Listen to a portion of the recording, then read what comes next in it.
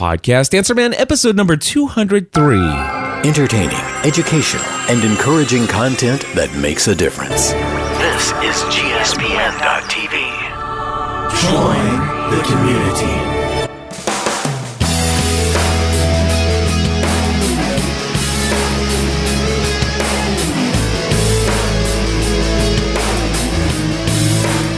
Hello, everybody, and welcome back to another episode of Podcast Answer Man.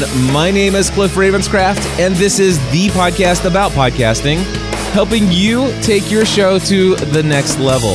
Of course, it doesn't matter if you're a brand new podcaster, if you've been podcasting for years, or you're just getting ready to get started. There's something we can all do to take our shows to the next level.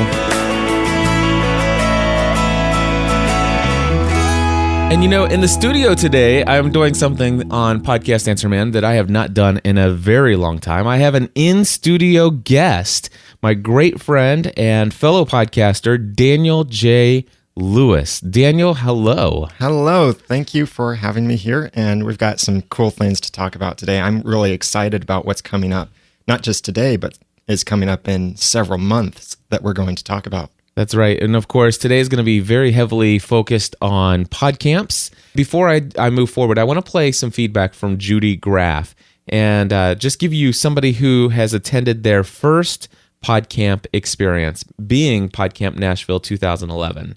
And with that being said, let me just go ahead and play her voice feedback. It's really good stuff. So I'm looking for feedback number 41. Judy, take it away.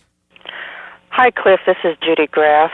I'm calling for the show of the Podcast Answer Man, and I wanted to say what a great time that Bill and I had at the Podcast Nashville, meeting you, Stephanie, Jonathan, and Eric. Had just a great time meeting everybody.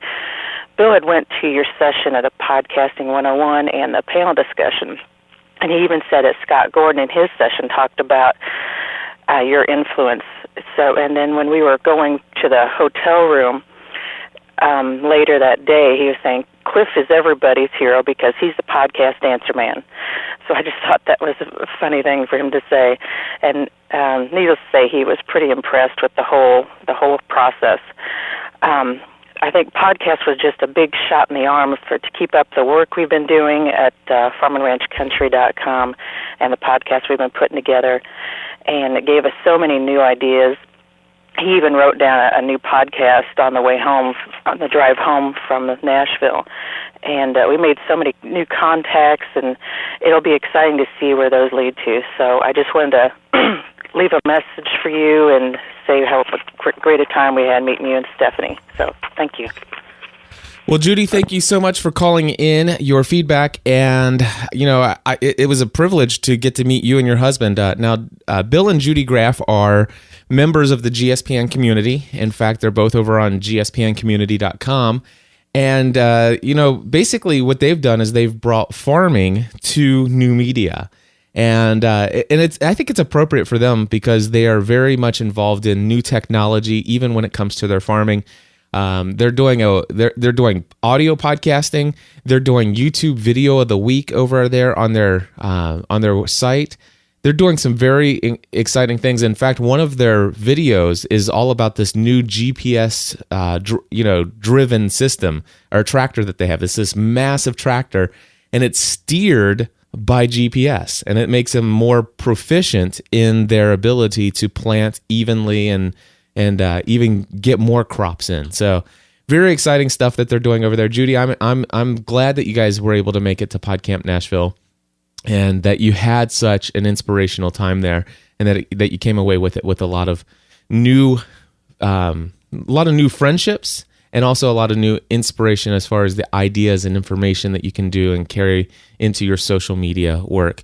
So at this point now, I guess, Daniel, it'd be a good time to go ahead and talk about Podcamp experiences you and I have had and how that's going to influence Podcamp Cincinnati. Now, you want to explain the history of Podcamps in Ohio here? Yeah. Podcamps in Ohio started with what we called Podcamp Ohio. It was in Columbus, and it was 4 years ago now. And excellent event. We had it back then at a college, and it's always been at a college since then. More recently, we've been at Ohio State University. And Great venue, by the way. Yeah. Matter of fact, my favorite venue of all PodCamps. Really? Better Yeah. than Boston? Better than Boston. Yeah, because the first PodCamp Boston 2 that I went to was at PodCamp Boston 2 was in a major convention center. What's his name? Jeff he's Jeff Pulver. Okay. Yeah. Yeah, Jeff Pulver, very famous guy. Wasn't he like a co-founder of Vonage or something like that? I don't know. He's a pretty popular guy out there. Anyway, he had his VonCon or whatever, his voiceover IP or whatever conference there in Boston, and he gave a wing. He donated a wing of the convention center to PodCamp Boston 2. And it was nice. He had all these convention rooms, very large, would seat everybody. But the problem is that for me, the experience of PodCamp is the meeting between the meetings. It's the in the hallway things.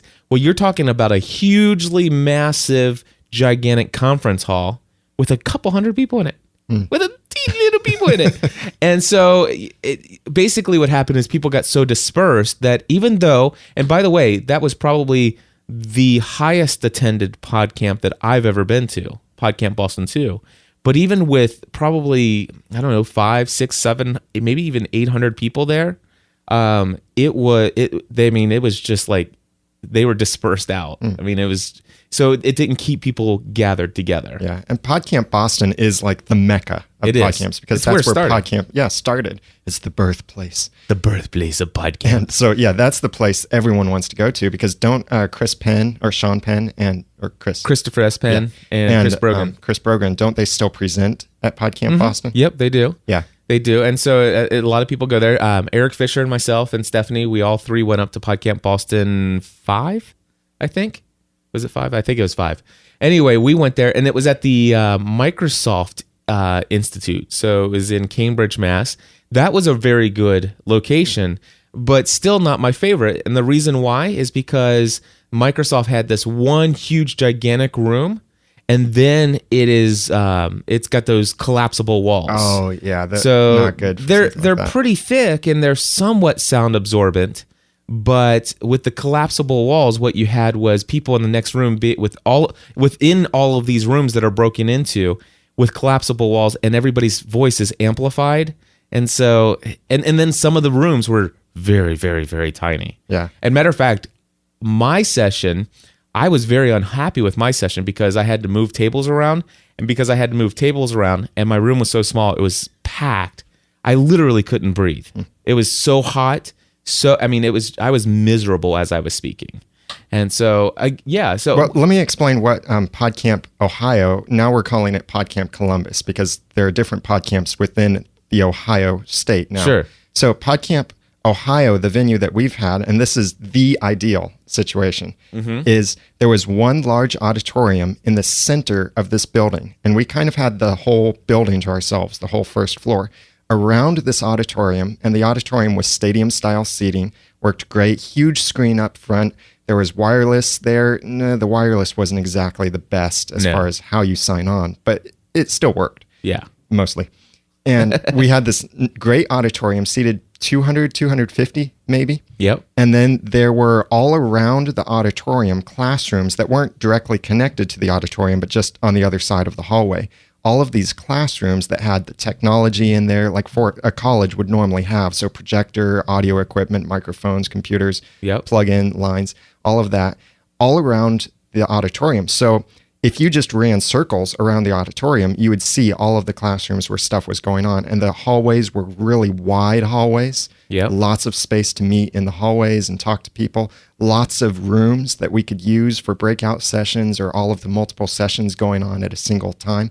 It was a fantastic event, and that's what I'm looking for with PodCamp Cincinnati, too. We haven't secured a venue yet, but that, I think, is the ideal description of a place. If we could get a building at UC, a building at NKU, a building at any of the universities, because OSU, that venue was the best because you had that one centralized meeting area and you had all these classrooms, again, wired for technology. It was so nice to be able to just take my laptop in, plug into the VGA adapter and bring a little 1/8 inch adapter and bring my audio and have it broadcast out. I mean, it was beautiful.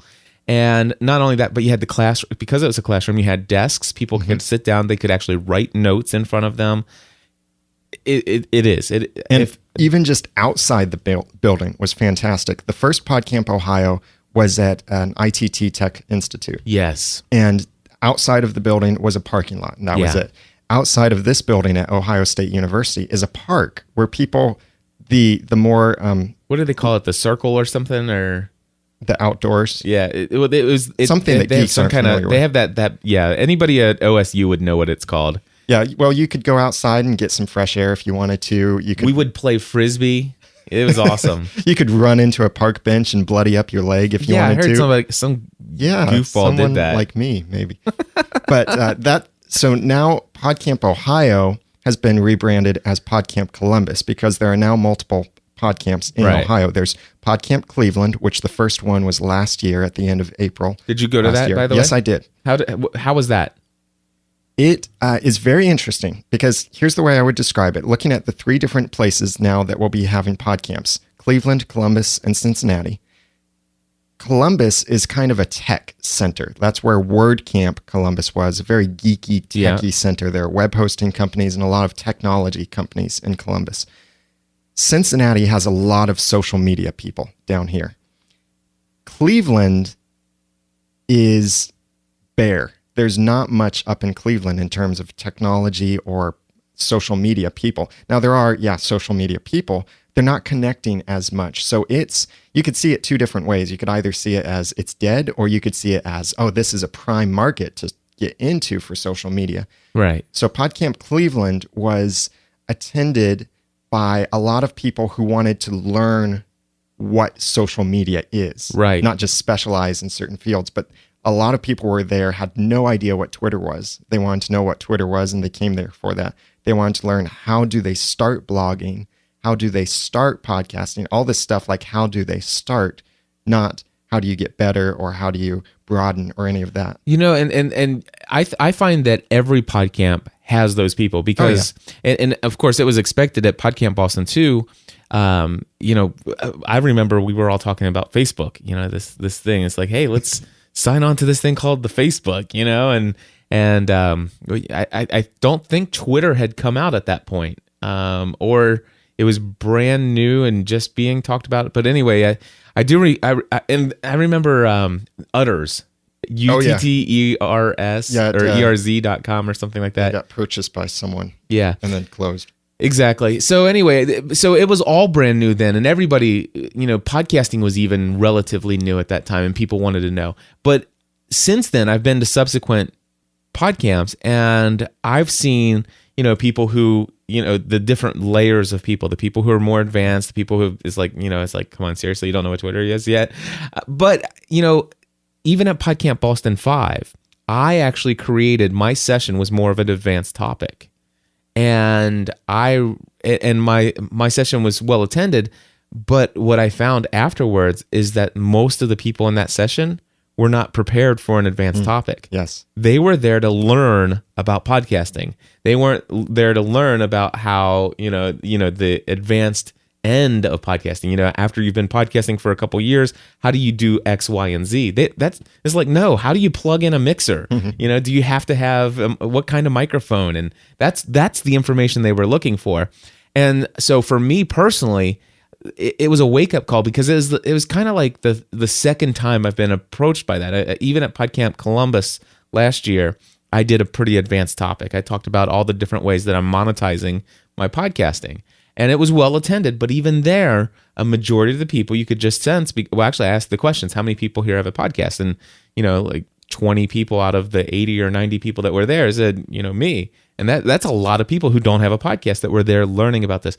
So if I were going to say anything to somebody who were thinking about speaking, but maybe are a little intimidated because you may not feel like you're all that advanced, if you know anything about social media, if you know how to create a Facebook fan page, I mean, how much easier can it be to go to facebook.com/pages, click the button, and fill out some information, right? Right. We know that stuff.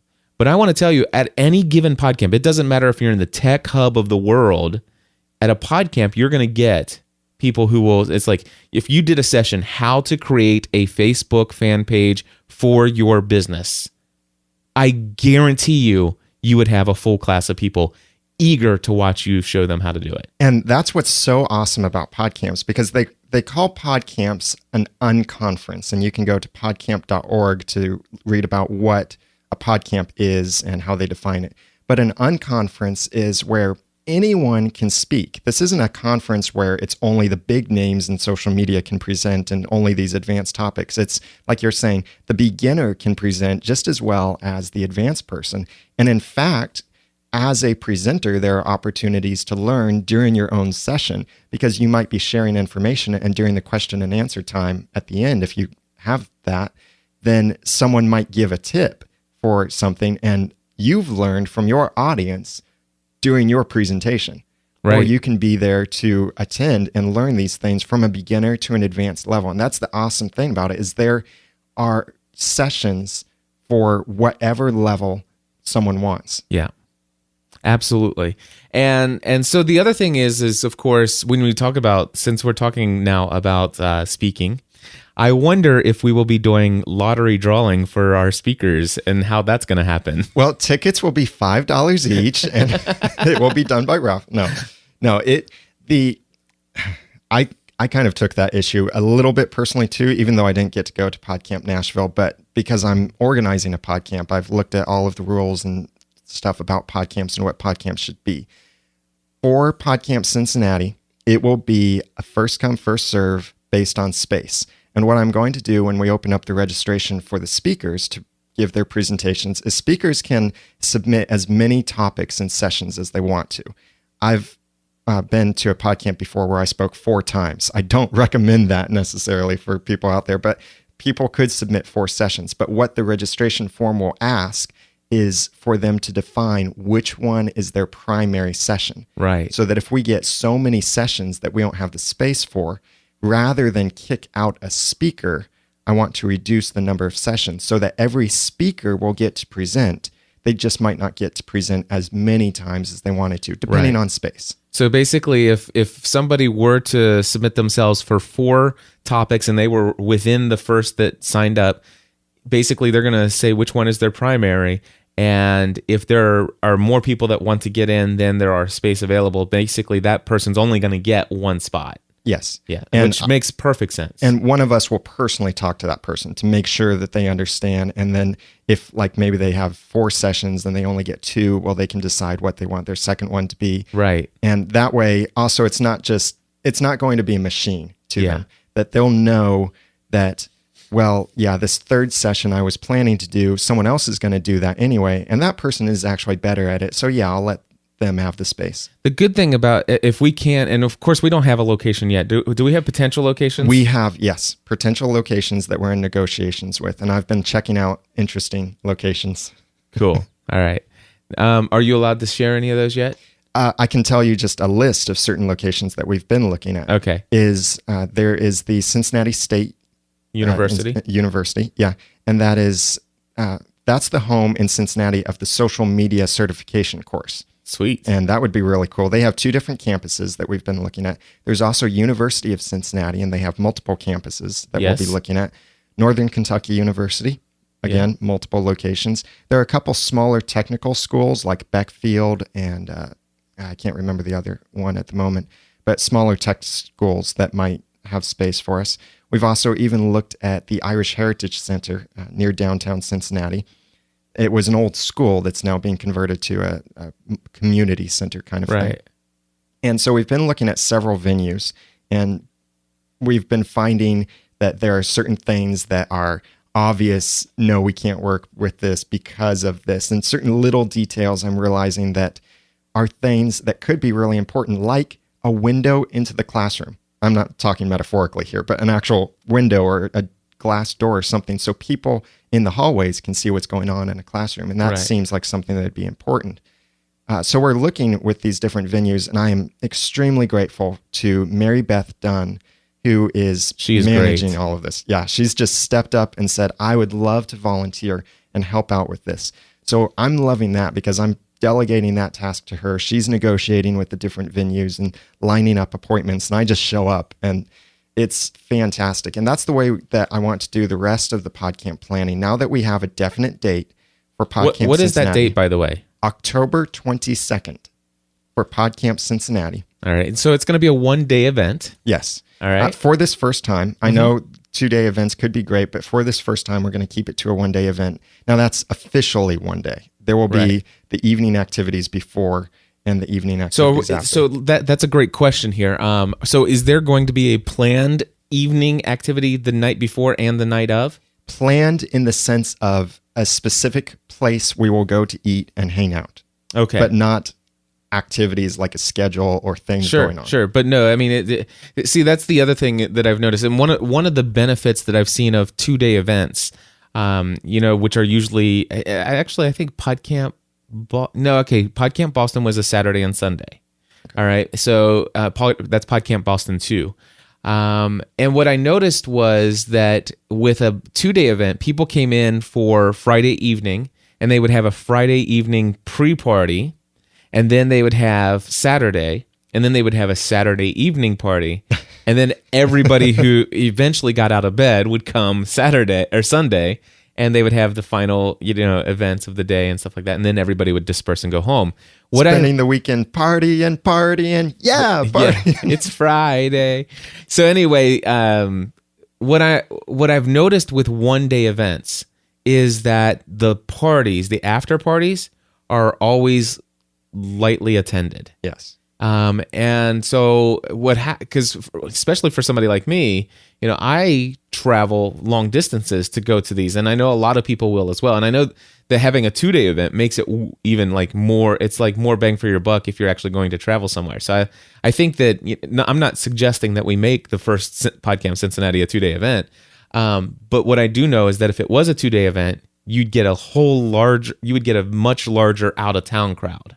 Yes. You'd get people fly from Hawaii and California and all over the United States, and even sometimes outside of the US, they would come for a 2-day event, but not for a 1-day. So probably what we'll notice is mostly local, people within, maybe 5 to 6 hour driving distance, and a couple diehard people who will fly in. I would love to see Podcamp Cincinnati become a major social media conference, because Cincinnati, like I said before, has so many social media groups around Cincinnati. There are even just 3 or 4 regular monthly social media groups in Cincinnati: New Media Cincinnati, Cincinnati Social Media. There's also a Social Pint Network and a couple others. And then there's Dayton, which has New Media Cincinnati, or New Media Dayton. And all of these social media groups around Cincinnati, that I think as we come together and start having these events, we could bring in some really big talent to give that extra boost, but also emphasize the local people who are experts in their own fields, or not necessarily even experts, but just know what they need to know and can share that information with others. Yeah, I like the idea of doing that. I think that if to make it an event that would be huge, I think it would, in the future it would be a 2-day event. So we're being a 1-day event, the good thing is with all the things that you're looking at, I can see success in that we're looking at schools, multiple classrooms. Yes. And having a minimum of about 5 different classrooms, 4 minimum. Okay, 5 would be great. And if you had 6 or 7, then you can spread out, so you can have so many different sessions.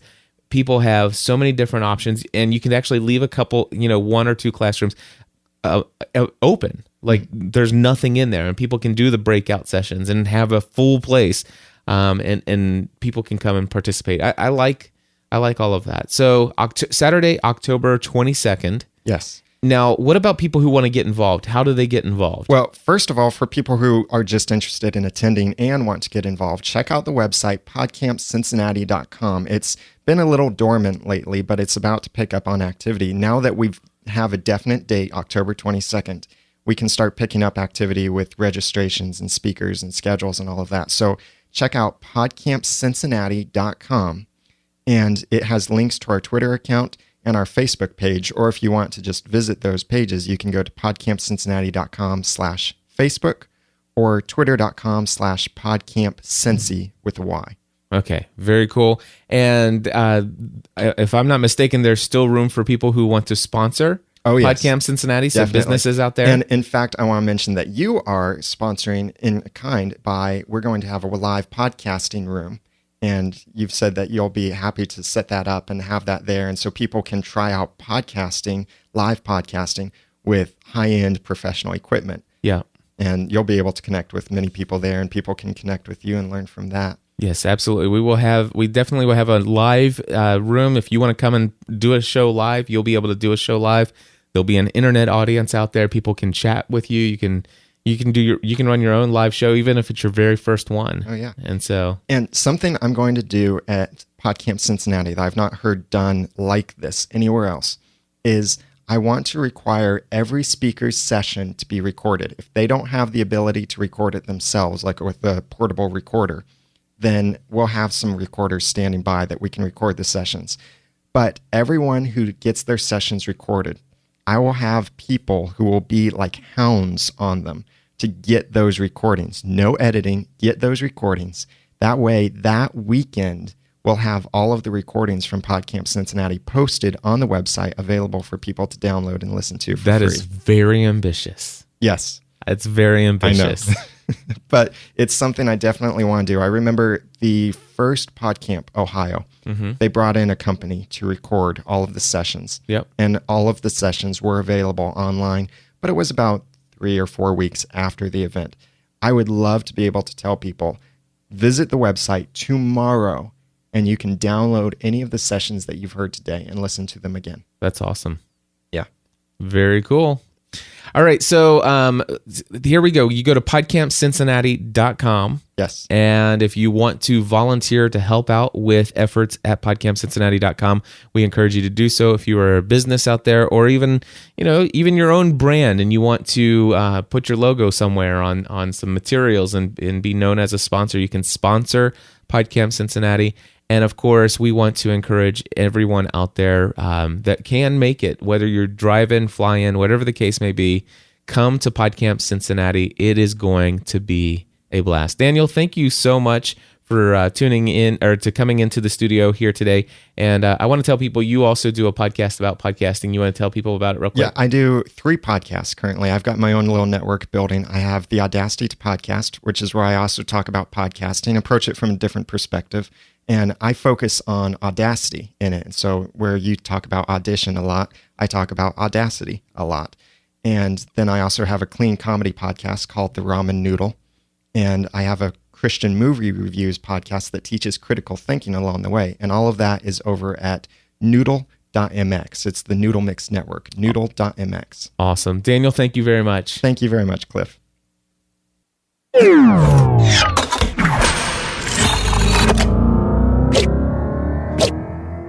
Okay, so that was an interesting talk with Daniel J. Lewis over there at noodle.mx, and very much appreciate having him in the studio. And folks need to go check out some of the other work that he's doing there. Hey, we're going to answer some questions here this week. I still got a little bit of time, and so we're going to first turn to Dodge, who came to us with a question about migrating everything over to Libsyn. And it's weird that, I guess it's not too weird since the last episode I had Rob from Libsyn on the show, but I got 3 different people who asked exactly this question. Hi, Cliff. This is Dodge of A Casual Stroll to Mordor podcast and blog. And we have a back catalog that's being hosted on a competitor of Libsyn's site. However, we'd like to move over to Libsyn. We have about maybe 100 shows total. We were wondering, how does Libsyn handle podcasters who want to come over to their service initially and want to move the entire catalog? Is it an additional fee? Do they want you just to sign up for a higher subscription for that month? How does it get handled, and what's the best way for us to do this? Thanks for your advice. Thanks for all you do. All right, Dodge, thank you very much for your question. And to get the answer you were looking for, I sent an email over to Rob Walsh, and I'm just going to basically read to you exactly word for word what he said. He said, thanks for forwarding this along. He says, we can import the old catalog from a podcaster's current RSS feed for a one-time fee of 5 cents per megabyte. It says here that when they sign up for an account with Libsyn.com and first log in, they need to go to the upper left-hand corner on support and create a support ticket and include their current RSS feed. Also, they need to indicate whether that they understand that there is a one-time fee of 5 cents per megabyte to upload to import their old episodes. It says here, then we will take care of the import and archiving their past episodes. If they are using a FeedBurner feed, he suggests that you do not give them the FeedBurner feed. Instead, give them the feed that FeedBurner is pulling from, or your original feed. So just keep that in mind if you're using FeedBurner.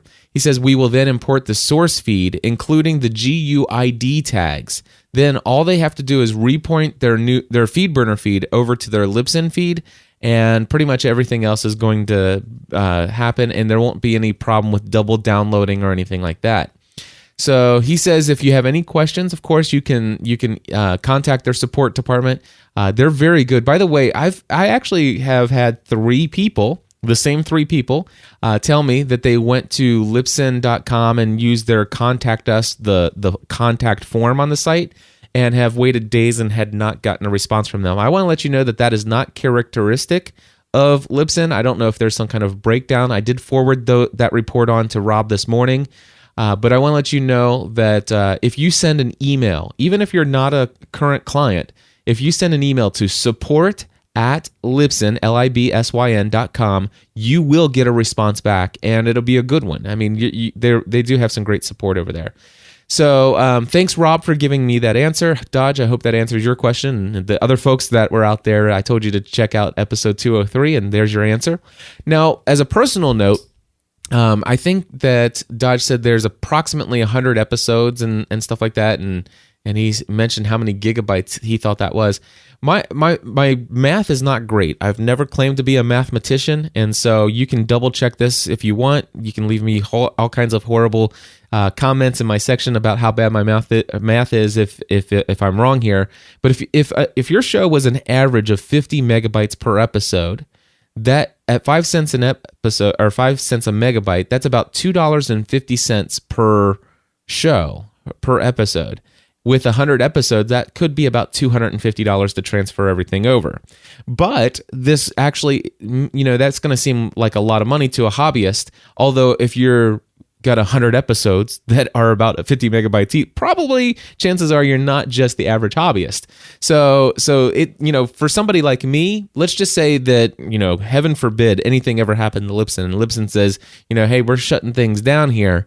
That would be a horrible thing for me. Would I pay $250 for, let's say, the Blueberry guys to pull my content over? You better believe I would. I'd pay $250 in a heartbeat. So I think it's a pretty decent deal. In fact, I'll let you know that Dodge, when he got this, I actually sent him the information even before recording it in the podcast here, and it sounded like he might potentially be moving on that. He seemed pretty excited about the option for them to do exactly this. So Dodge, I hope that helps out. And next, we're going to move on to a voicemail feedback from Jim Bramham, who wants to know about putting podcast episodes in your sidebar. So, Jim, take it away. Hi, Cliff. This is Jim Bramham from frogsmedia.com. This is for Podcast Answer Man. I'm wondering if it is possible to put a podcast recording in the sidebar. I'm using Thesis, and I'm using the PowerPress plugin, and it works great on pages and posts. And what I'm trying is copying the code from the page and putting in a text widget, and it's not working. And I don't even know if it's possible to make it work on the sidebar. Someone suggested that I should put my intro podcast on the sidebar. That way, no matter what page anyone's on, they'll be able to hear it. I'd appreciate your help if it's possible. And thanks for everything you do, Cliff. Have a great day. Bye. All right, Jim, thank you very much. I want to say that using the Flash embedded player, all that stuff that comes in with your plugin with PowerPress, you're not going to be able to put the PowerPress short code in the text box and get it to pull up your player, unless Angelo Mandato wants to call in and correct me on that one. And so it's not going to be possible. And even before that, I was using the 1 pixel out player, just the standalone plugin.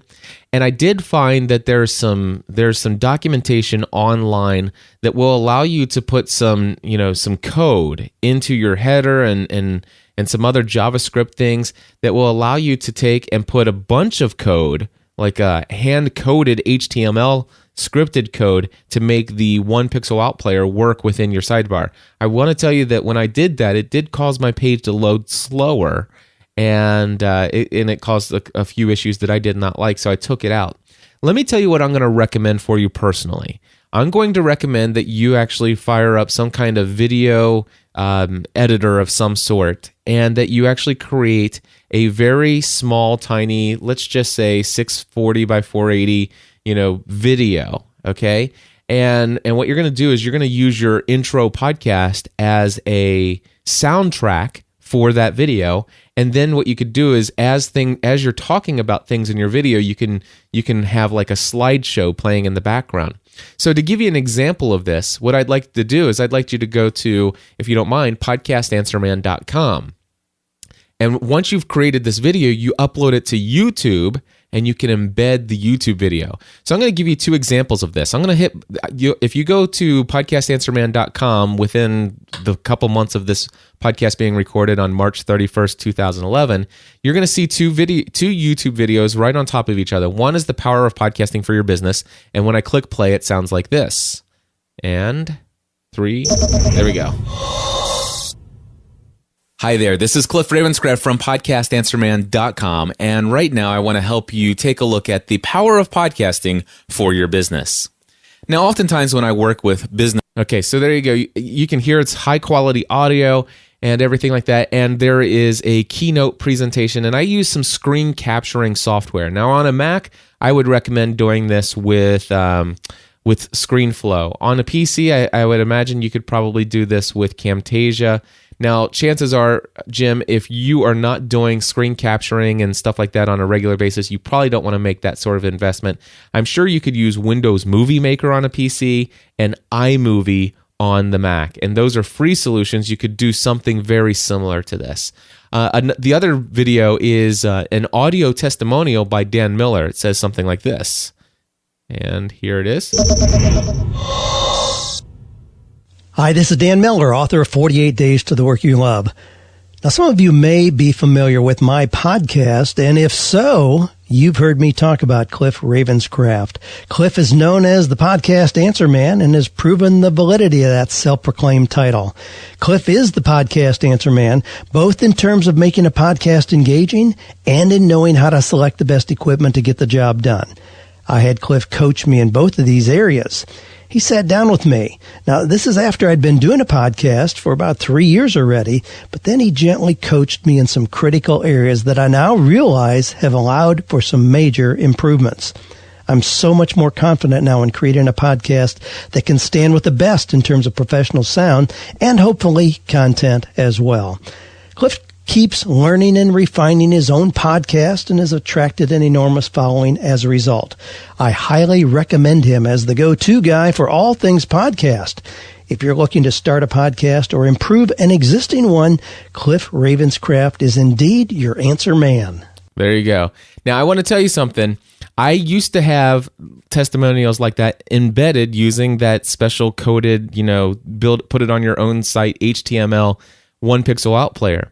But if you go there and you look at the YouTube videos that I replaced that old player with, these are much more impressive. It is much more impressive to have a video to go along with those sidebar pieces of audio content. So I would take your first, if you've gotten some feedback to go and add your introductory podcast episode in your sidebar, I'd recommend turning it into a YouTube video that looks pretty decent, and then put that into your sidebar and let it be there for people to listen, to click and listen, and also maybe watch some moving pictures along with it.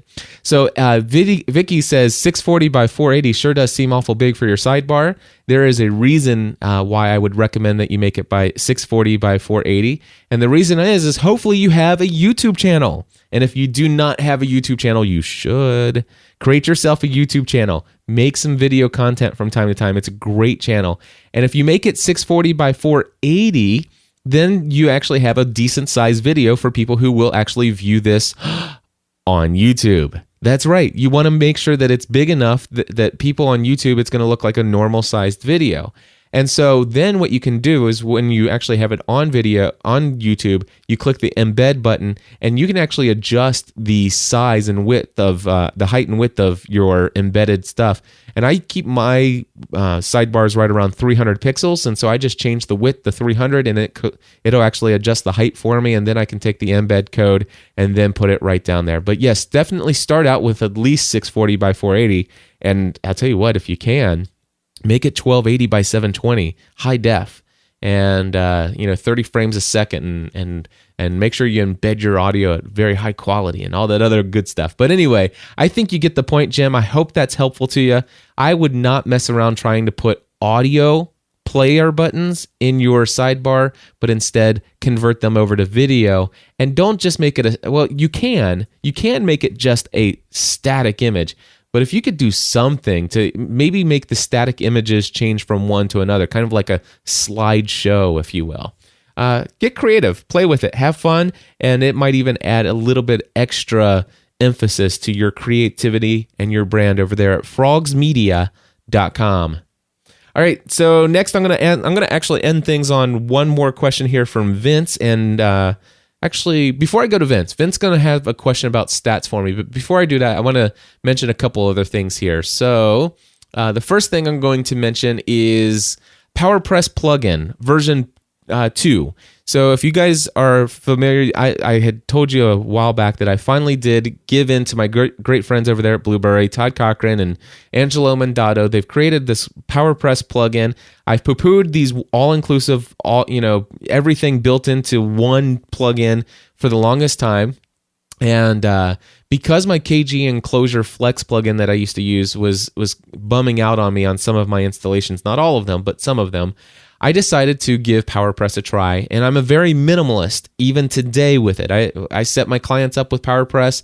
I updated WordPress for podcasters with the new PowerPress instructions built into it.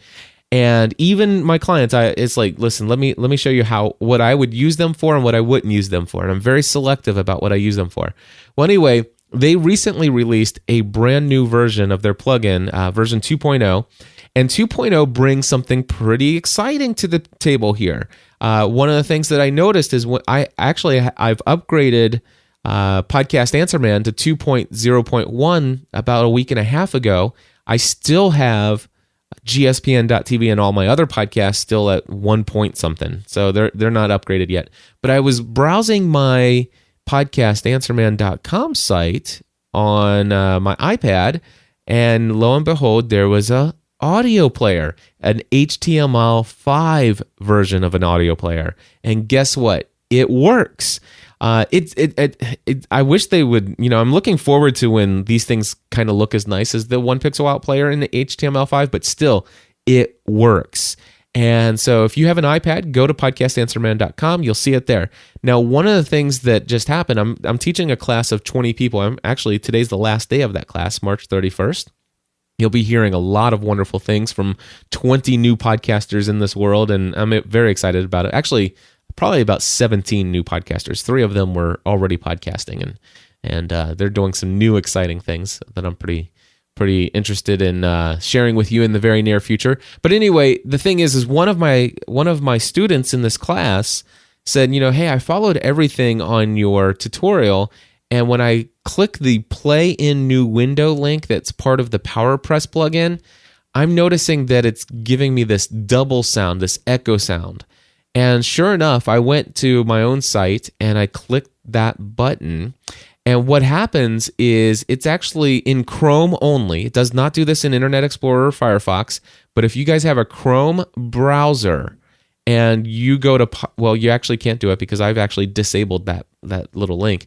But anyway, if you have somebody who has version 2.0.1 or 2.0.2 of the PowerPress plugin, if you click their Play in New Window button or link, it will give you a pop-up player and it will start playing that file twice. That's right, it'll start playing it twice. One of them will be an HTML in the background and then it will be invisible, and the other one will be the Flash player playing it. And you're going to hear it kind of like, they're not going to start identically at the same time. So they'll be out of sync with each other. It does sound like a really bad echo. Now, if you want to, you can hit the pause button on the Flash player, and it'll just keep playing the HTML5 player that going in the background that you don't see. And you won't be able to pause that or stop it unless you actually close the little pop-up window. So this is a bug. I actually emailed Angelo Mandato over there and told him what was happening. He confirmed it, found out what it was causing it. There is going to be a 2.0.3 update available on the Blueberry plugin website that you can download as a zip file and update. Now, he is not going to release that out to the plugin directory where you can do the automatic update for probably another 13 or 14 days. And the reason why is because he just did the 2.0.2 release, and they don't want to put them, he doesn't want to keep sending out a new release every single week. So 2.0.3 is the one that will fix that. 2.0.2 will not. Now, if you're like me and you don't want that potential there for your audience to listen to a double player, and you don't feel like going and getting the zip file, and I mean, it's super easy, folks. It really is easy to go and get the zip file and put into your plugins directory. But if you're not into that, I completely understand. What you can do is you can go into your Blueberry settings, and then what you want to do is go to the, I think it's Media Player or the Visual tab. Let me take a look real quick.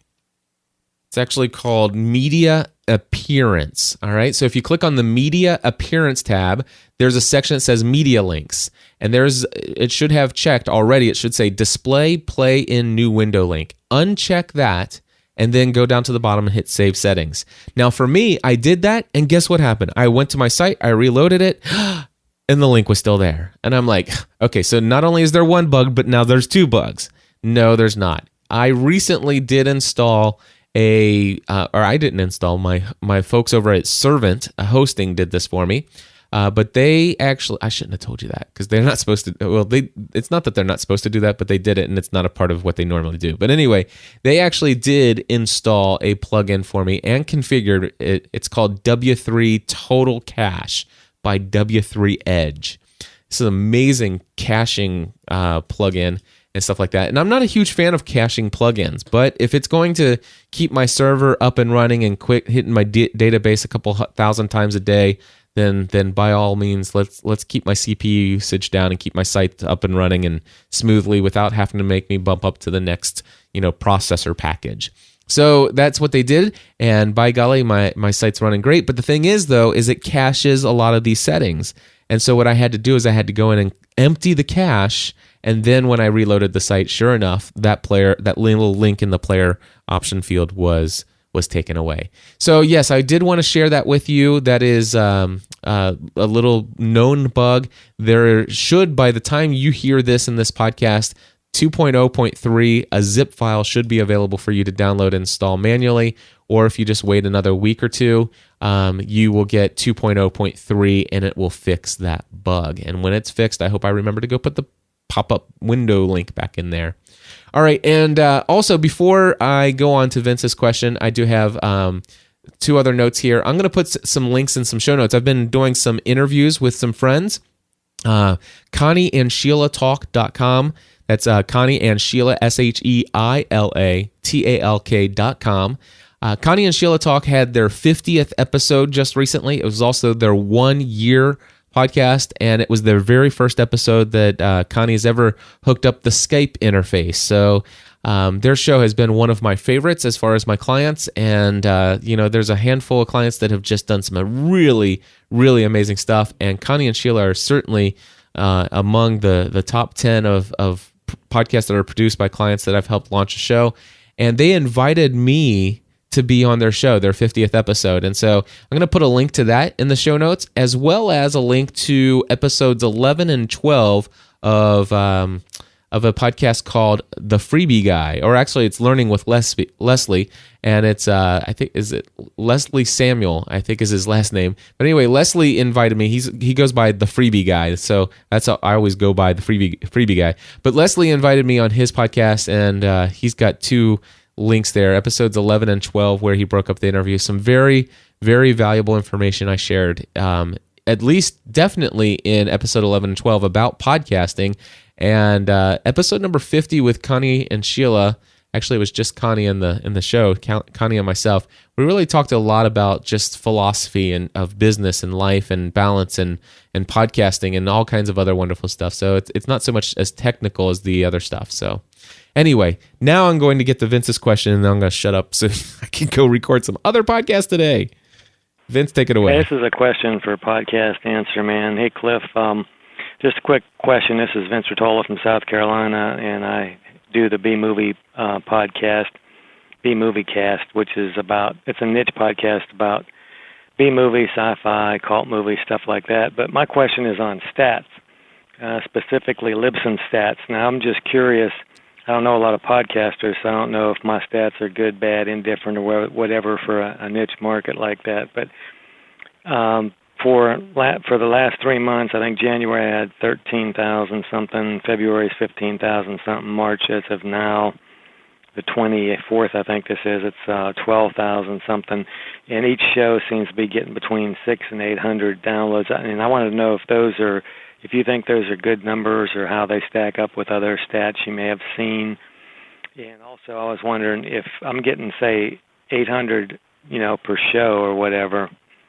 If you look in the stats, which is like maybe 3,200 a month, does that mean I'm getting 12,000 downloads from, the archives or whatever? Anyway, if that makes any sense, just let me know what you think about that. Thanks, Cliff. Keep up the great shows. Bye.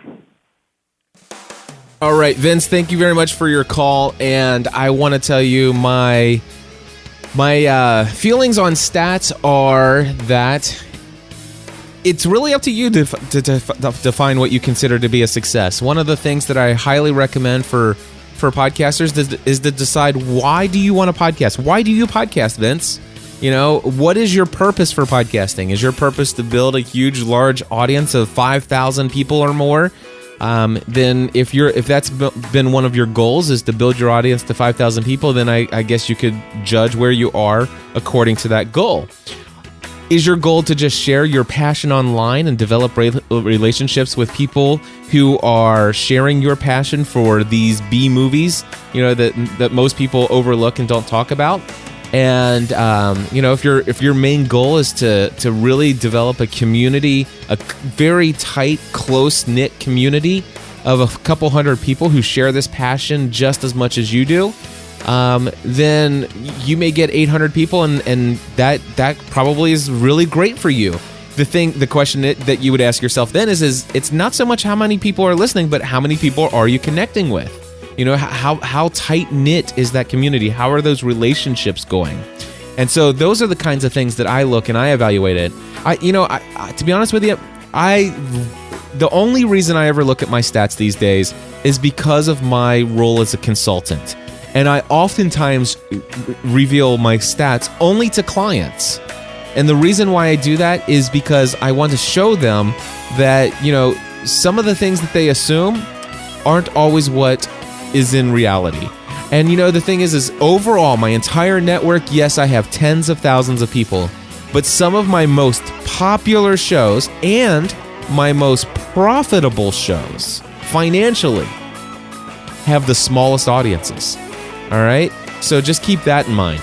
And of course, and does it matter how many people are listening? No, the question is, am I meeting the goals for which I am creating this podcast? And so if your goal is to grow, 100,000 people audience, then by golly, get growing, and if your goal is to develop relationships with people who share your passion, well, you've got 800 people to do that with. start cultivating the relationships with the 800 people that are currently downloading. As far as your stats, you see it there. You're seeing week after week how many people are downloading. Yes, what you can do is you can actually go in and, let's say, write down how many people. Take your most recent episode, write down today's date, and then write down that number. Okay, the number of people who have downloaded it so far. If you don't have Libsyn's advanced stats, so write that down today, and then make yourself a note in 1 month from now to go in and look at this episode again and see how many total number of people have downloaded it 1 month from now. And then subtract those two, and yes, you will see people are downloading your archives. It will happen. It does happen. It's exciting stuff. But as far as how you compared to other people, I've seen hundreds of thousands of downloads, and I've seen 50 downloads, and I've seen both of those people be huge, successful stories. Anyway, God bless you all. We'll talk to you next week.